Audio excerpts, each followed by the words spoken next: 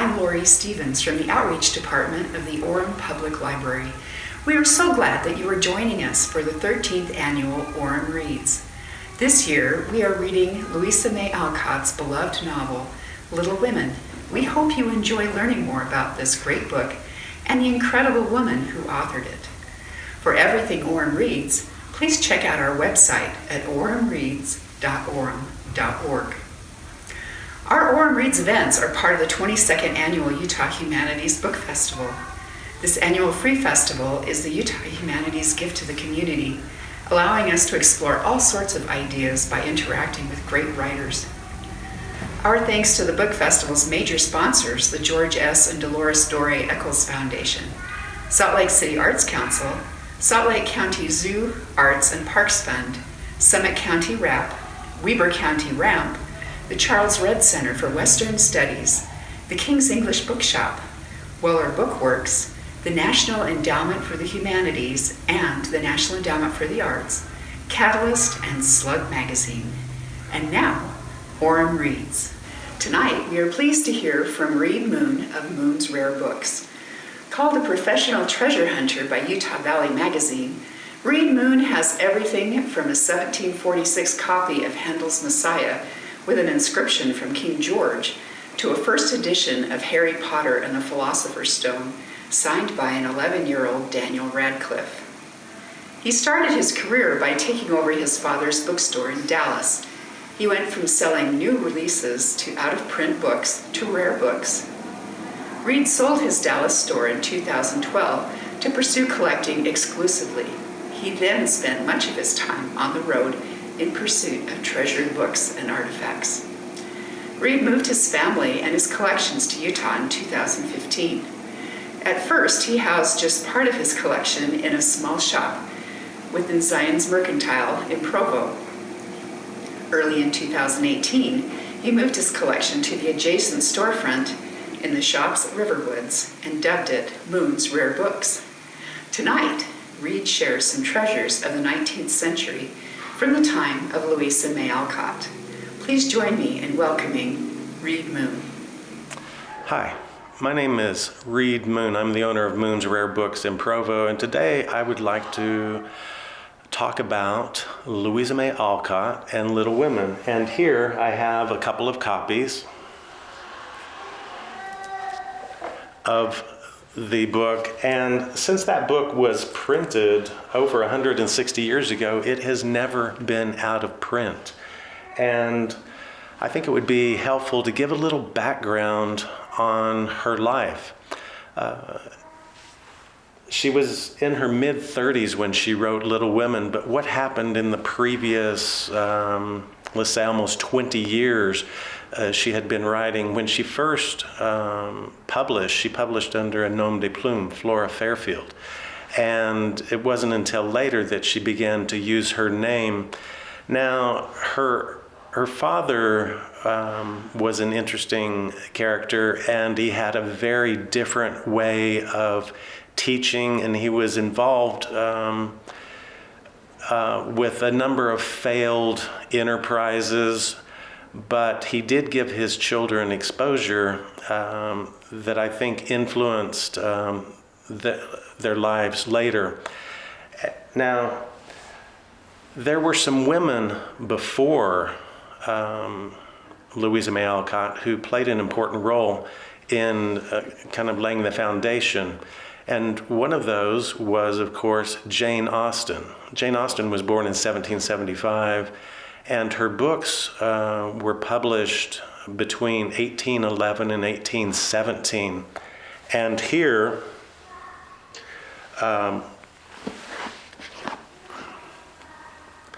have a copy of, and I would like you to see, this is Sense and Sensibility. And if you look at the top, you see a name. That name is Martha Lloyd. Now, many of you will not have heard of the name Martha Lloyd. Martha Lloyd, according to Jane Austen, was her dearest friend, along with her sister Cassandra.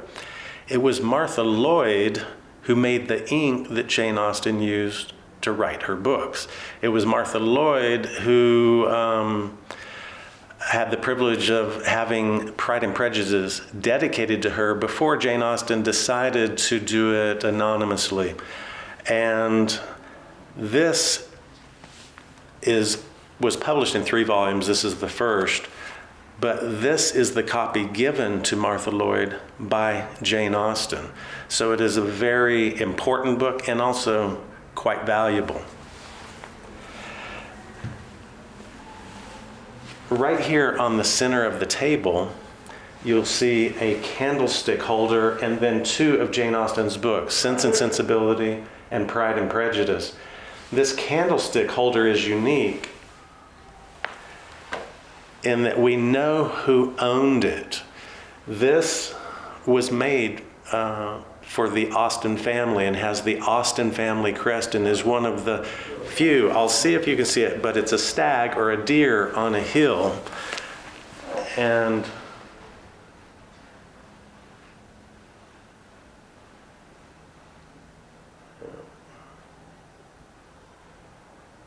I know that's hard to see. But the candlestick itself also has that. And so that's, I think, helps bring these authors to life.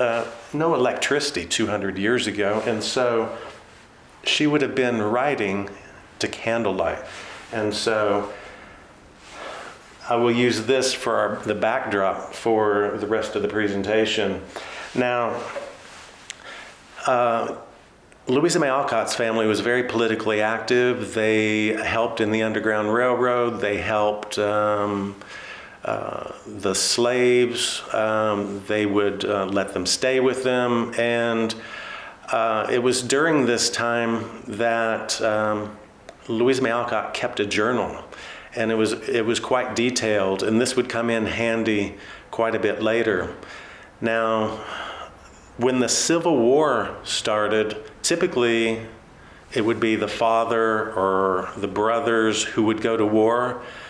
But in her case, it was Louisa herself who volunteered and went to serve as a nurse. And she went to Washington, D.C., and worked at a hospital. And she also, that was one of the things she published, a piece called Hospital Sketches.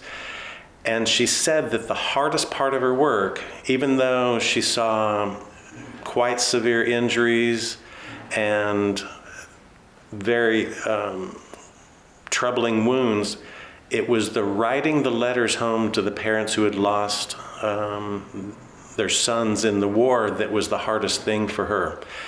Now, there was a person who influenced her, but on the other side of the ocean. About 5 years earlier, a young woman was called upon by her government to take a group of nurses to the Crimean War. This is when England and France were fighting Russia for the Ottoman Empire over in Turkey. And so she took a group of women nurses with her. And at the time, this was not seen as a profession. It was seen as quite lowly. And England thought they would be in and out of the war in a matter of months. But it ended up a couple of years later, they were still in the war, and a newspaper reporter went over and wrote about the horrible conditions. And this made it back to the parents, and there was quite an uproar, and so they wanted to change this. And the first thing that Florence Nightingale did was work on the sanitation, and any soldiers who weren't too wounded, she had them cleaning, and before long, the mortality rate was about 50%, and by the time she enacted everything, it got down to low single digits. And when the war was over, so great was the appreciation from the people that she was welcomed home as a hero, which was quite unexpected by her. Now, occasionally you come across items that bring a story to life. Well, for those who went to the Crimean War, they were given a little Bible like this. mainly because you couldn't take up too much room. Well, Florence Nightingale was given a copy, and this is her copy that she had. And hopefully you can see the writing where she even says Crimean War, 1856 in her name, Florence Nightingale. But this little book, which would easily fit in a pocket, was taken to the Crimea War by Florence Nightingale. Now I want to stay on the subject of Florence Nightingale for one more thing, because Louisa May Alcott would have also been familiar with this person because it was a worldwide story at the time. There was another young man in England who wanted to be a missionary. And to be a missionary, you had to have two skills. Besides being a missionary, and so he went to medical school and he became a doctor. And it was his wish to go to deepest, darkest Africa. And that man's name was David Livingstone. And so he went to deepest, darkest Africa, and monthly he would send back accounts of his adventures and what was going on. And this had the whole world captivated. And eventually those letters stopped, and it was assumed that he died.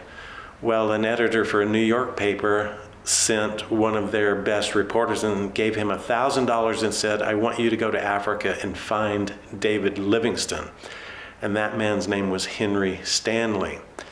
Well, amazingly, 9 months later, Stanley did find Dr. Livingstone, and there's that famous encounter where he walked up to him and he said, Dr. Livingstone, I presume. Now, Florence Nightingale was a huge admirer of David Livingstone. In fact, this is David Livingstone's last journal, and if we look at it, we can see that this is Florence Nightingale's own copy that she bought for herself Christmas 1874. Now, she read this book, she wrote in it, you can see she's made notes and underlined it. She was greatly influenced by this person, and Louisa May Alcott would have been familiar with this story too, because it was a worldwide of worldwide interest. And it was Florence Nightingale who went to his funeral and actually wrote a eulogy that she gave to the daughter of David Livingstone. And in that she said, your father was the noblest man I knew on earth. He is how I envisioned John the Baptist if he were still alive. And so I think that adds a little extra to Florence Nightingale. And when she got back to England, she was given an endowment by the Queen, and funds were raised for her, and she opened the first nursing school in the world. And even today, many nurses take the Nightingale Oath. And this is an original printing of Notes on Nursing by Florence Nightingale. And this is printed a few years before Little Women, just to put everything into perspective. Now, people often ask, who were her influences? It may surprise you that she said one of her greatest influences was Charles Dickens. And it was Charles Dickens who was, at the time, probably the best known author in the world. He was, in the 1860s, he had already written many of his best known works. And if you remember the story of Little Women, she incorporated, there are Charles Dickens influences in the book. And you may say, well, what part? Well, in Louisa May Alcott's own family, with her sisters, they had a little club that met especially on rainy days when you couldn't go outside, and it was called the Pickwick Club. And she then takes that story, and the sisters in Little Women also have that. But that is based on Charles Dickens, really his first book, called The Pickwick Papers. Now, I just want to Now, stick with Charles Dickens for a few minutes. Occasionally you come across a book that you may not pick up, but when you do pick it up, you realize that it's a gold mine. And this is one of those particular books. It looks like a boring book. It's called The Athenian Captive. But when you open it up, you see that it is in fact a book from Charles Dickens' own library. And then you see right here that upon his death, there's another one saying that this was part of Charles Dickens' library when he died in 1870. And here is an inscription to Charles Dickens. It's dated the 18th of December, 1843. Now, to put that into perspective, the very next day, on the 19th of December, 1843, Christmas Carol comes out.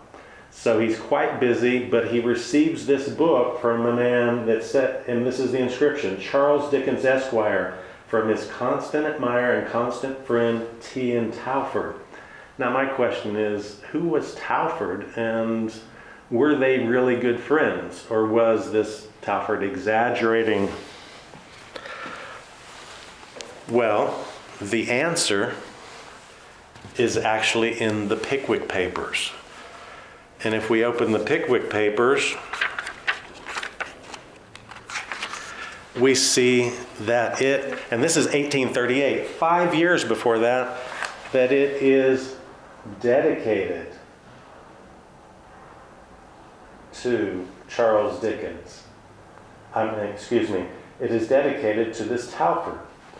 And the inscription is quite spectacular. The inscription says, "My dear sir, if I had not enjoyed the happiness of our private friendship, I should still have dedicated this book to you as a slight and most inadequate acknowledgement of the inestimable services you are rendering to the literature of the country and to the authors by securing for them a permanent interest in the copyright of their works." It was Talfourd who passed the first copyright law that had any teeth that protected authors.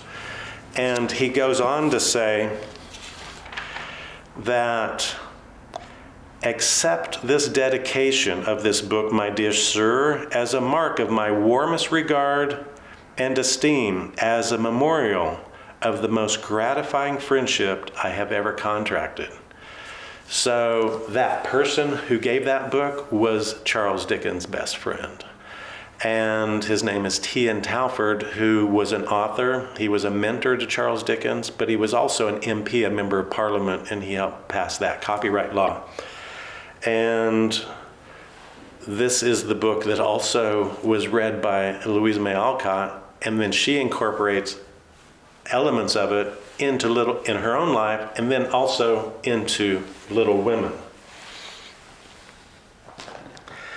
Now, one of my most recent acquisitions, and quite a treasure, also is Charles Dickens, and it has on the seal, it has his lion, which is his symbol.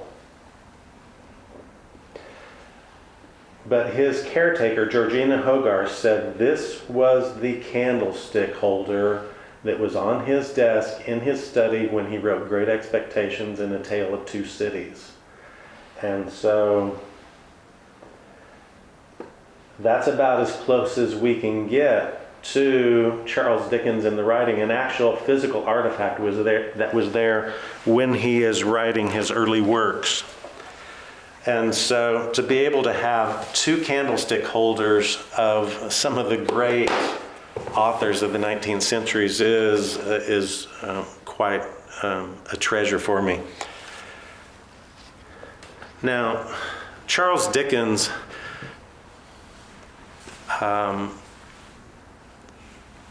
was being published by other people, but it got to a point he wanted full editorial control, and so he started his own company his own publishing company called All the Year Round.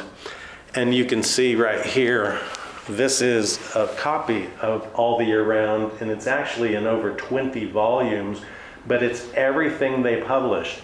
And he wanted to start it off with a boom, And so this is where you first see those famous lines from A Tale of Two Cities.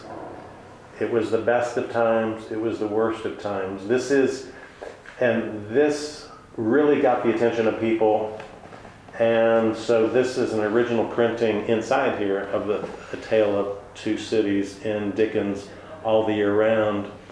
And for those of you in the Utah County area, if you want to see his desk, you can see the desk, Charles Dickens' desk, at the Moon's Rare Bookshop. We have it with all of his books on top.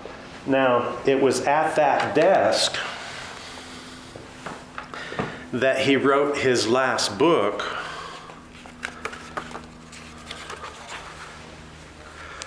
The Mystery of Edwin Drood.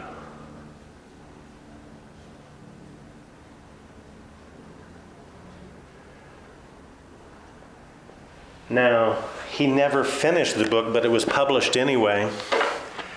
And for the past century, people have tried to figure out what really happened, and there have been many theories thrown out there. But one interesting note is that shortly, just months before he died, he was summoned to Buckingham Palace to meet Queen Victoria. And while there, Queen Victoria expressed interest in the readings that Charles Dickens was doing. And almost the last 10 years of his life, he didn't write a lot. He was so popular, he would go around doing readings, and people would pay premium prices to do that. And here is a ticket from one of his final readings. And that was what Queen Victoria was talking about. She says, I hear you do these private readings. I would very much like one. And he said, sorry, I don't do private ones. If you want to go, you'll have to buy a ticket. And that may shock a lot of people, but he said, but I will. He goes, I'm working on a novel. And he said, I will tell you how my new book ends. And Queen Victoria said, that's okay, I'm not interested. And so the one time Dickens was going to tell the end of his story, it was to Queen Victoria, and she basically said, I'm not interested. And so we have to guess what the true ending of his story would have been. Now,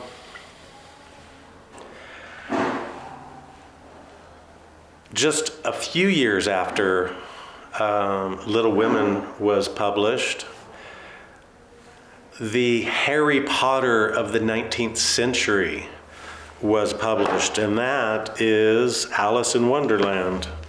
And that is probably the closest description. It was quite a groundbreaking work by Lewis Carroll. And here I have a first edition of that. In fact, and then the follow-up book, Through the Looking Glass, signed by Lewis Carroll, but they typically just said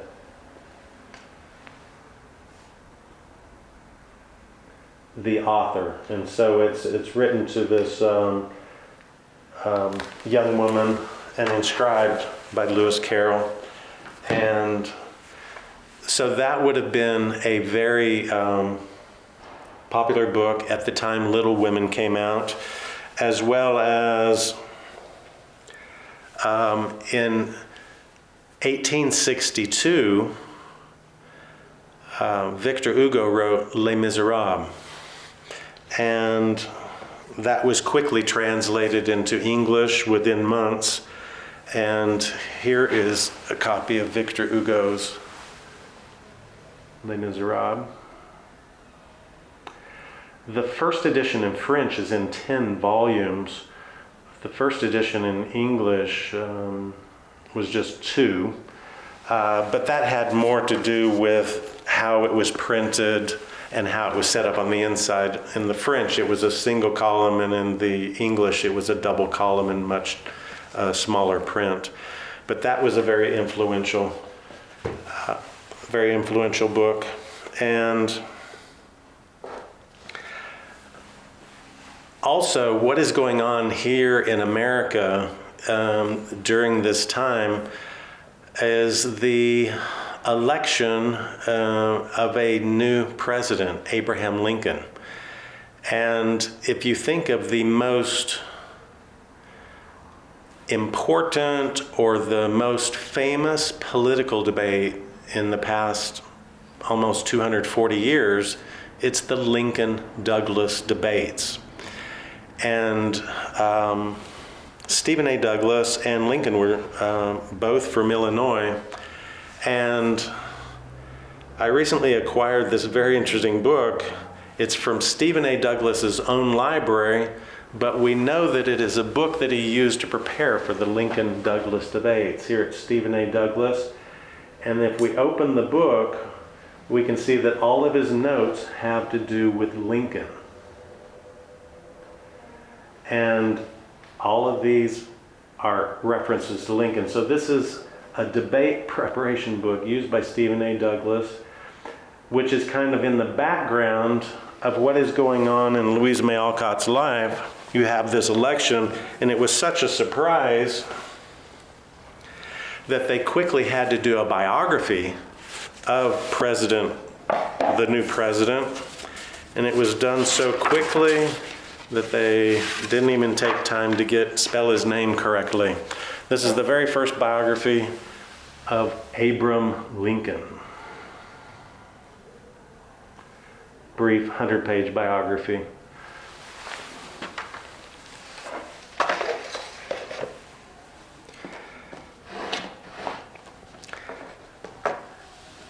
In Massachusetts,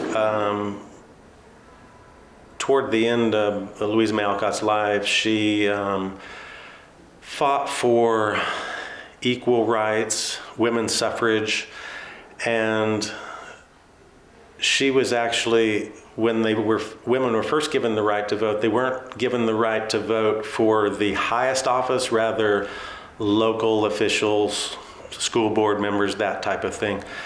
But she was the first first woman to vote in her town. Now, she was influenced by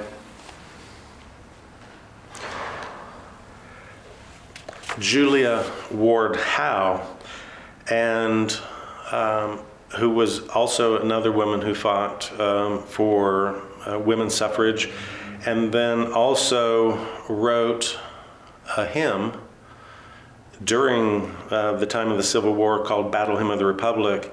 And this is the second stanza in her own hand. And hopefully you can see this.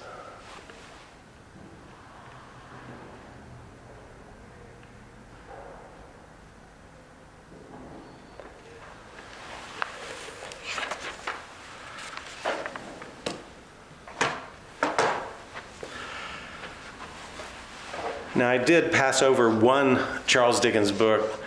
Most people don't realize that Charles Dickens' last book was published 85 years after he died. I mentioned there was the last book he wrote, but that was printed right after he died. But there was one book that he wrote specifically for his children, and he never meant it to be published for the world. And it was called Life of Our Lord. And this was basically his own version of the birth of the Savior and the New Testament.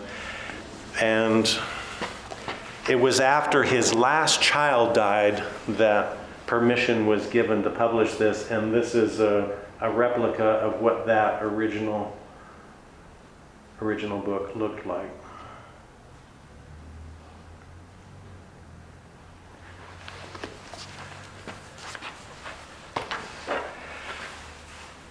And finally, if we think about the great books that have been published in the past hundreds of years, Little Women has sold, it has never been out of print, and it has sold 2 million copies, approximately, which is a good number. But when we think about the highest selling novels of all time, I don't think many people will be surprised that at number 3 is The Sorcerer's Stone.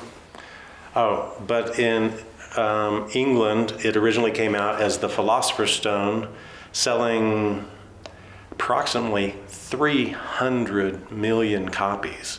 Now, when you add all of her books together, it's one of the greatest selling series. But in number 2 is A Tale of Two Cities by Charles Dickens. Well, actually, that's number 3. This is number 2, but that sold a couple 100 million copies. But I think it would surprise most people, and hopefully you've heard of it, but the novel that has sold the most in the history of the world is by a Spanish writer named Cervantes, and it's called Don Quixote or Don Quixote. 500 million copies have been printed of this book that first came out in 1605, and it is so rare that a first edition of that sells for several $1,000,000. So just to kind of summarize, when Louisa May Alcott was asked to write Little Women, she really didn't want to do that. But she did it so that her father's book could be published. She talked to a publisher, and the publisher basically said, I want you to write a book about girls. And she says, I'm more of a tomboy. I really don't want to do that. But she wanted her father's book to be published, and then she didn't think it would be that interesting, but she went to her journal that she had kept, and she ended up writing the first installment of Little Women in a few weeks. And to her surprise, it immediately met immediate success. And like I said, it's never been out of print. And so hopefully you've enjoyed this presentation. And if you would like to see any of these artifacts, you're welcome to visit us at Moon's Rare Books.